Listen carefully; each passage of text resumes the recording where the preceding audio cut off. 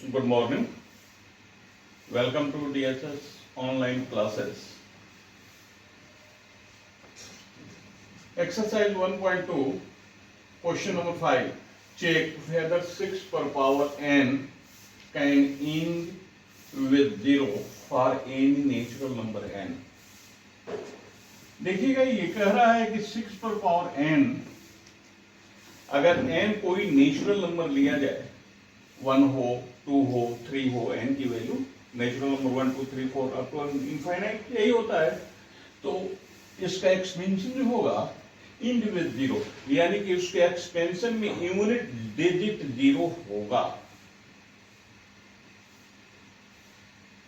We know that, हम जानते हैं कि यूनिट डिजिट 0 जिसके इंड में होता है उसका फैक्टर 10 होता है और 10 का प्राइम फैक्टर 2 और 5 होता है.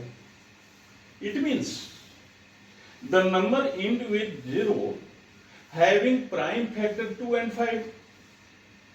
ऑल्सो वो नंबर जो 0 से अंत होते हैं उनके प्राइम फैक्टर में 2 और 5 होते हैं, जरूर होते हैं. इसके अलावा और भी नंबर हो सकते हैं, लेकिन 2 and 5 मस्ट है. 2 and 5 मस्ट है. तो यहां सोल्यूशन में हम लिखेंगे 6 पर पावर n इक्वल टू, इसका प्राइम फैक्टर करेंगे 2 into 3 उस पर power n. Here we know that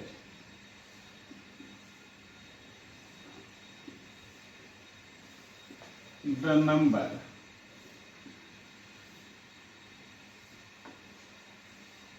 ends with 0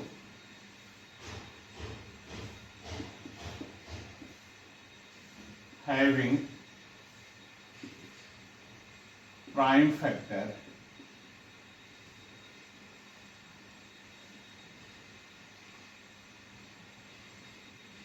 2, 5 etc. And 6 has factor 2 and 3. 6 जो है 2 और 3 होता है. सो 6 पर power n never end with 0 for any natural number n. Okay, कहा जाएगा कि 6 पर पावर n, 6 का प्राइम फैक्टर 2 into 3 पर पावर n होगा. 2 and 3 है, इसमें 2 तो है लेकिन एक 5 भी अगर होता तो इंड विद 0 हो जाता, लेकिन 2 है 3 नहीं है. तो वही लिखा जा रहा है, here we know that the number end with 0 having prime factor 2 5 dash dash, और भी नंबर हो सकते हैं, एंड 6 हैज फैक्टर 2 and 3. 6 में 2 और 3 ये फैक्टर है, 2 और 3 है. सो 6 पर power n never and with 0 for any natural number n. Is it okay? Question number 6. Explain why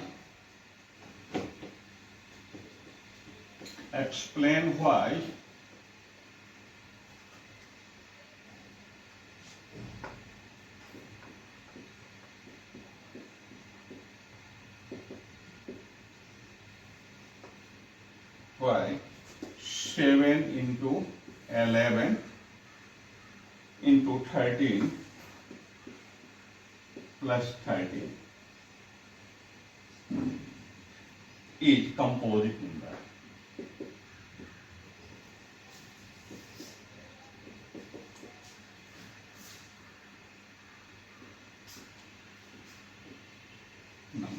कह रहे हैं कि ये कंपोजिट नंबर है. कैसे?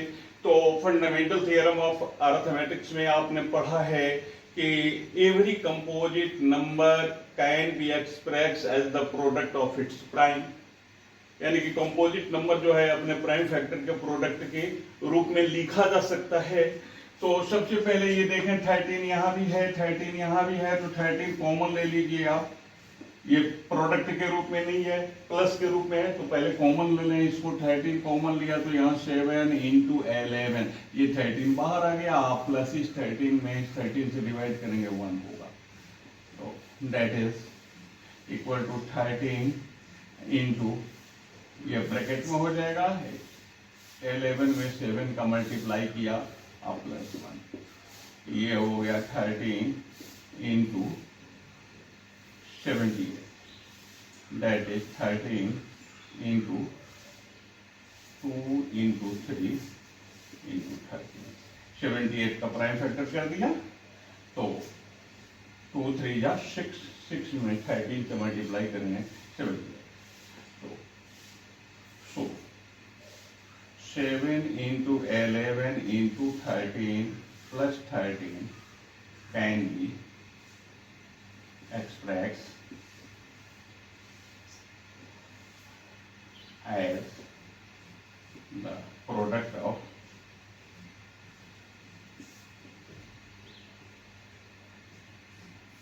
prime factors. So, by fundamental theorem of arithmetic लिख सकते हैं।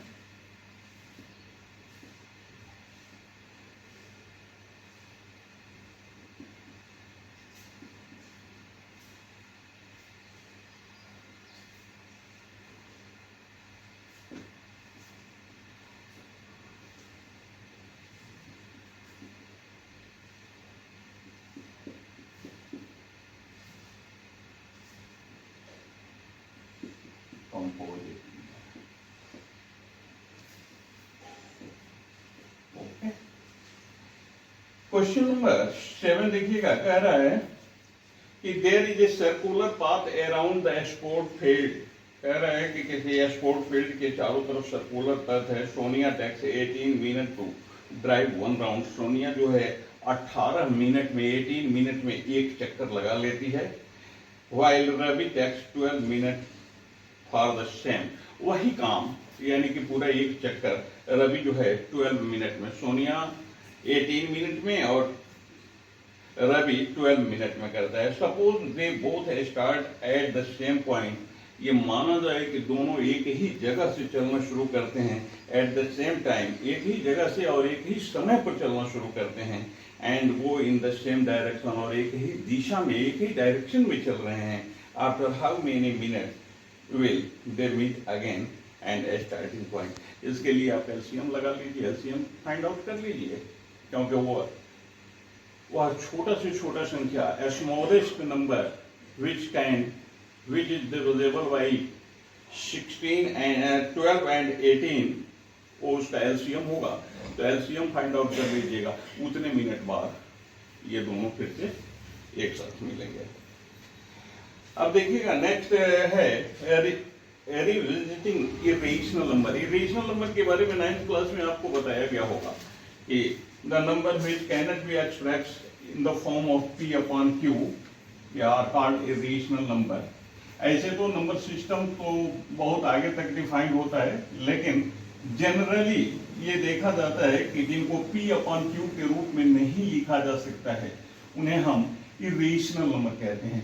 इट मीन्स कि जिनका decimal expansion non terminating, non repeating हो, उसको हम इरेशनल नंबर कहते हैं। तो यहाँ ये नहीं लिखना है, यहाँ प्रूफ करना है ये कि √3, √2, ये तो पहले आप जानते हैं कि ये इरेशनल है। यहाँ हाउ वी प्रूव √3, √5, √7 और इरेशनल नंबर। तो सबसे पहले इसमें हम मेथड अप्लाई जो करते हैं वो कंट्राडिक्टरी मेथड का यूज करते हैं। कंट्राडिक्टरी मेथड में होता क्या है कि हम पहले जो दिया गया होता है उसको हम उल्टा सपोज करते हैं उसका। जैसे हमें जो प्रूफ करना है कि √5 is irrational, √5 is irrational number, तो हम उसको रेशनल प्रूफ पहले सपोज कर लेंगे।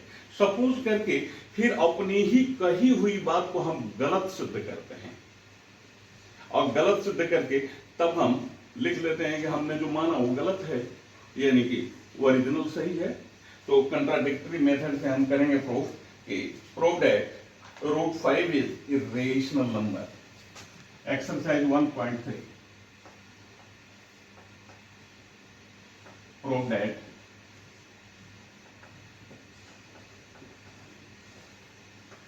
√5 is irrational number।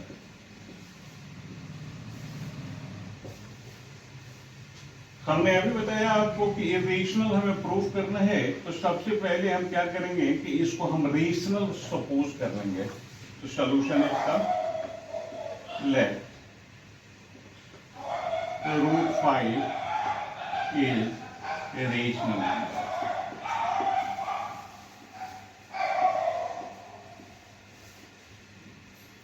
√5 rational number है, तो रेशनल नंबर है तो P/Q के रूप में लिखा जाएगा, A/B के रूप में लिखा जाएगा इसको।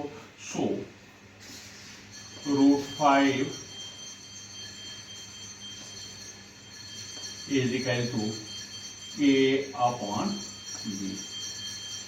A/B के रूप में आप लिख सकते हैं, और P/Q के रूप में लिख सकते हैं, जिसमें A और B जो है वो कोई कॉमन फैक्टर नहीं रखता है, यानी कि A/B is in shortest form, अपने शॉर्टेस्ट फॉर्म में है। इसका मतलब A और B में where A and B are integer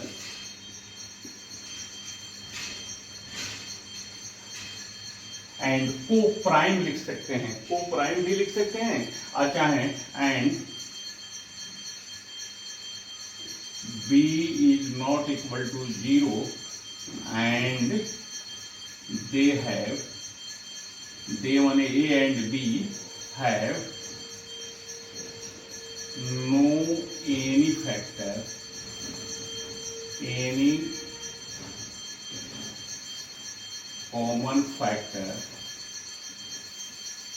other than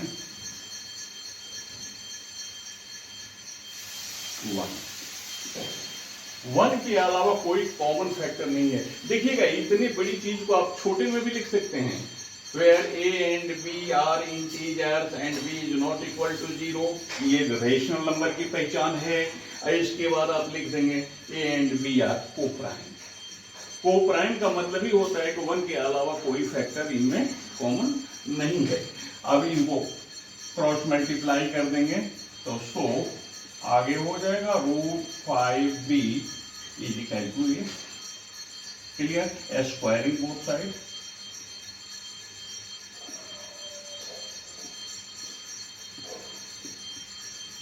दोनों तरफ स्क्वायर कर देंगे। तो इसका स्क्वायर करेंगे √5 का square 5B square is equal to A square, clear.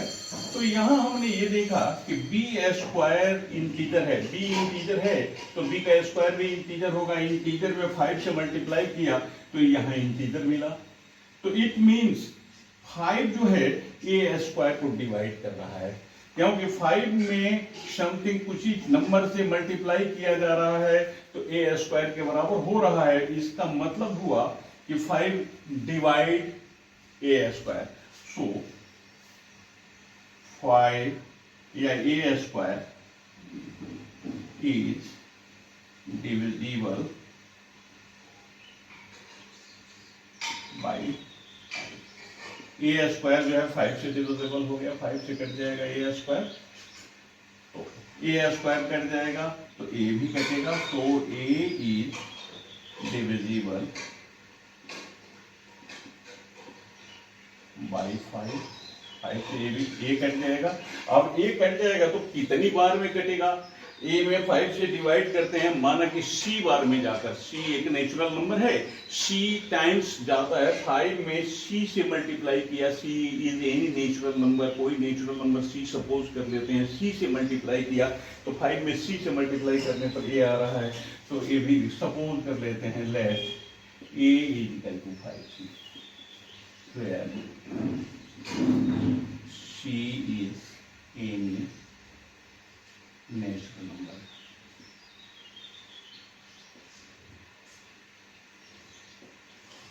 C कोई नेचुरल नंबर हमने ले लिया, A इजिकल टू 5C, ये वैल्यू लाकर हमें यहाँ पुटअप करेंगे, यहाँ पुटअप कर देंगे।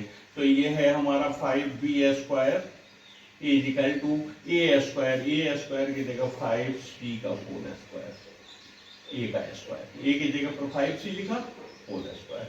तो ये हुआ 5B square is equal to 25C square, ये 5 से 5 बार कट जाएगा, that is B square is equal to 5C square. B square is equal to 5C square.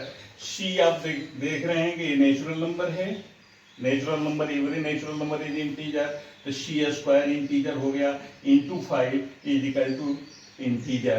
It means 5 जो है B स्क्वायर को भी डिवाइड करेगा। तो सो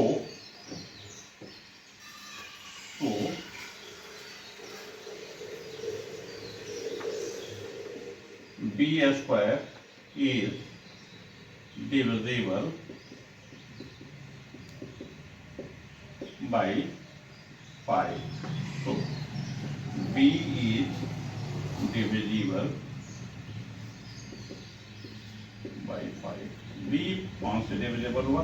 तो अभी आपने इसके पहले देखा कि A is divisible by 5, अब यहाँ आपने देखा कि B is divisible by 5. So 5 is common factor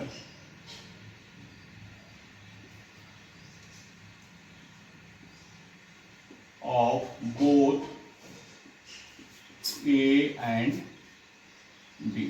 A और B का कॉमन फैक्टर 5 है, लेकिन हमने शुरू में क्या माना है कि A और B का कोई कॉमन फैक्टर नहीं है, तो ये जो माना है वो तो गलत हो गया ये। तो अब यहां लिखेंगे which